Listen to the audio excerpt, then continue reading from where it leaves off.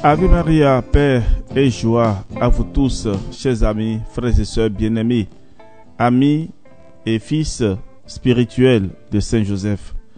Aujourd'hui, 12e jour, nous allons parler encore de Saint Joseph. Joseph perd et retrouve Jésus. Nous allons parler de sa douleur et ensuite, nous allons parler de sa joie.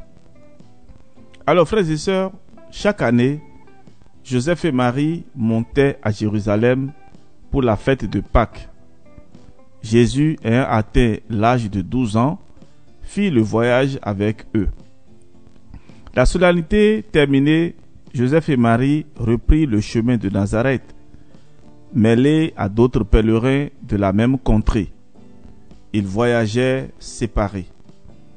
Joseph avec les hommes, suivant l'usage reçu, et Marie avec les femmes. Ni l'un ni l'autre n'était en peine de l'enfant. Joseph le croyait avec sa mère, Marie le croyait avec Joseph. Le soir, après une journée de marche, ils se rejoignirent, mais hélas, l'enfant divin n'était pas présent. Qu'on juge de la tristesse profonde de Marie et de Joseph. Jésus, leur amour, leur consolation, leur vie n'était pas avec eux. Inquiet, il le cherche, il appelle, il le demande à tous ceux qu'il rencontre. Ainsi se passent 2 longues journées. Ô Marie, ô Joseph, que de tristesse, que d'angoisse, que de larmes. On perd Jésus de 2 manières. D'abord par le péché, et c'est une punition.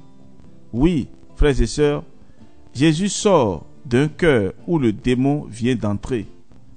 Il se dérobe à ses regards. Il y laisse le cruel tyran de l'enfer. Malheur affreux qui devrait être pleuré avec des larmes de sang. Joseph, daignez m'en préserver. Jésus, restez toujours avec moi. On perd encore Jésus par les désolations intérieures. C'est une épreuve. On croyait marcher avec lui et voilà qu'il disparaît. Âme affligée, ne désespérez pas. Vous qui souffrez, ne désespérez pas. Jésus n'est pas perdu pour toujours. Vous le retrouverez bientôt. Souffrez avec patience cette épreuve. Elle vous sera plus utile que les consolations sensibles. Fortifiez votre volonté de prière. Persévérez dans vos exercices de piété. Adressez-vous avec confiance à Marie et à Joseph. Ils vous aideront à retrouver le calme, la paix et la joie intérieure.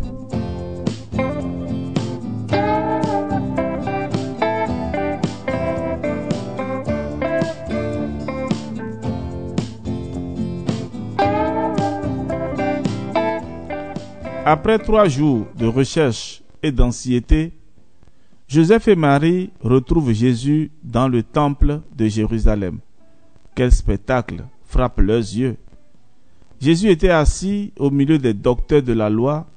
Il les écoutait et les interrogeait. Tous ceux qui l'entendaient étaient ravis d'admiration à cause de la sagesse de ses réponses. À ce moment, quel transport d'allégresse après tant d'angoisse! Quelle ineffable joie pour le cœur de Joseph! Il retrouve enfin son bien-aimé Jésus qu'il a tant cherché. Il le trouve, non dans les assemblées du monde, mais dans la maison de Dieu, au milieu des docteurs, suscitant, à l'âge de 12 ans, l'admiration des maîtres en Israël et révélant pour la première fois sa divinité à qui voulait la reconnaître. Sans doute, ce moment fut un des plus beaux dans la vie de notre glorieux patriarche. Il appelle l'enfant Jésus, le reçoit dans ses bras, le presse sur son cœur en s'écriant « Je t'ai retrouvé, mon bien-aimé, je ne te quitterai plus. » C'est dans le temple que Joseph retrouve Jésus après l'avoir cherché inutilement ailleurs. C'est là aussi que vous le retrouverez, âme chrétienne. Il ne peut plus fuir. Il est enchaîné au tabernacle par les liens de l'amour. Là aussi, il donne d'admirables leçons. Il parle au cœur et il interroge. Allons donc souvent apprendre de lui la science des saints et le chemin du ciel. Un mot qui nous dira au fond de l'âme, nous en apprendra plus que toutes les lectures et les méditations. Que vous serviraient les livres et les réflexions s'il ne nous parlait lui-même?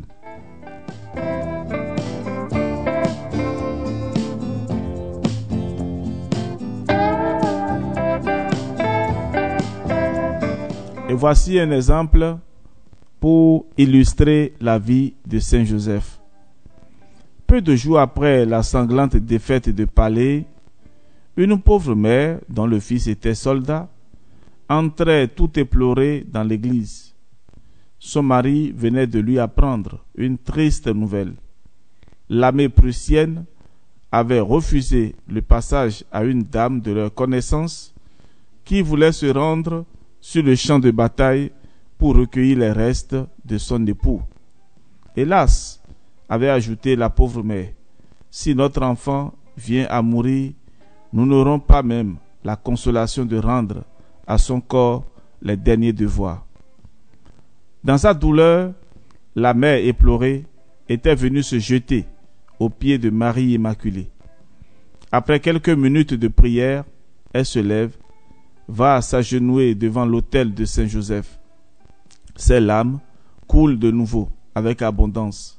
Tout à coup, dans un de ces élans de confiance héroïque, comme l'amour maternel sait en inspirer, elle se lève brusquement, tire de sa poche la photographie de son fils et, la glissant derrière la statue du Saint Patriarche, elle s'écrie: « Saint Joseph, vous me le rendrez. » Saint Joseph entendit le cri de la pieuse mère et le 19 mars 1871, le jeune homme revenait en pleine santé au sein de son heureuse famille. Pour acquitter une promesse sacrée, la mère du jeune protégé de Saint Joseph a fait placer dans la chapelle où était venu prier et pleurer un ex-voto de marbre blanc avec ces mots: « Gloire au bon Saint Joseph qui a conservé un fils chéri à sa famille pendant la guerre de 1870 et le lui a rendu sain et sauf le 19 mars 1871. » C'est ainsi, frères et sœurs bien-aimés, que Saint Joseph, qui a connu la douleur, sait consoler les cœurs affligés qui implorent sa protection.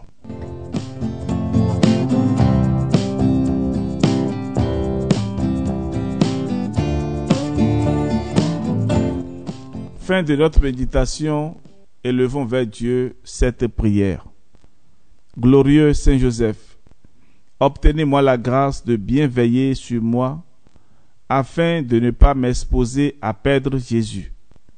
Si ce malheur venait à m'arriver, inspirez-moi votre courage et votre persévérance à le chercher jusqu'à ce que je le retrouve. Alors, je ne le quitterai plus jamais.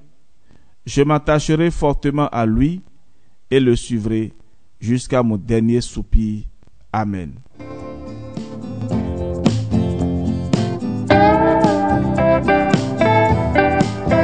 C'est la fin de notre méditation. N'oubliez pas de partager autour de vous ces méditations afin que nous soyons nombreux à découvrir et à aimer Saint Joseph. Que la grâce de Dieu vous accompagne. On se retrouve demain et cette fois-ci, nous parlerons de la Sainte Famille à Nazareth. Soyez bénis et que Dieu notre Père vous accorde la grâce de revenir encore demain. Ave Maria.